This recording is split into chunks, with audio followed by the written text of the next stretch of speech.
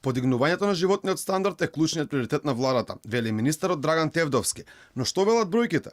Тие се поразителни. 460.000 македонци се сиромашни или 22,2% од граѓаните, покажува официјалната државна статистика. Министерот за финансии се пофали дека зголемувањето на минималната плата дава резултати, иако бројките го говорат спротивното. Подигнувањето на животниот стандард за мнозинството на граѓани тоа е клучен приоритет на владата. Прво, после преземањето на власта, главна мерка што беше направена беше подигнување на минималната плата.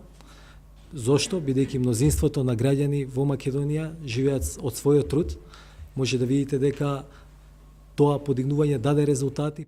Стапката на сиромаштија има нагорен тренд во последните 3 години. Бројките за 2017 се за 0,3% поголеми од оние во 2016, односно 0,7% поголеми од оние во 2015 година. Помош од институциите нема. Еден граѓанин во Кетан Алфа телевизија вели дека спасот го гледа во контејнерот, од каде што наоѓа храна. За кого како бе, за кого како? За некој тешко, за некој лесно. Некои добро живеат.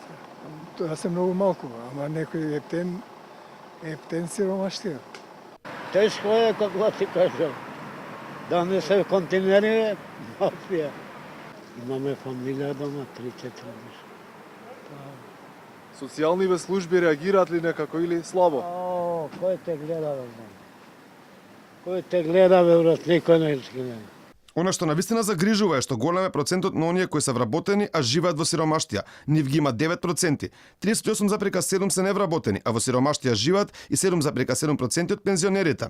Во програмата Живот за сите, која СДСМ имаше пред парламентарните избори во 2016 година, тие ветуваа намалување на сиромаштијата под 16%, но моменталните бројки, а и нивниот нагорен тренд не покажуваат дека такво нешто може да дојде.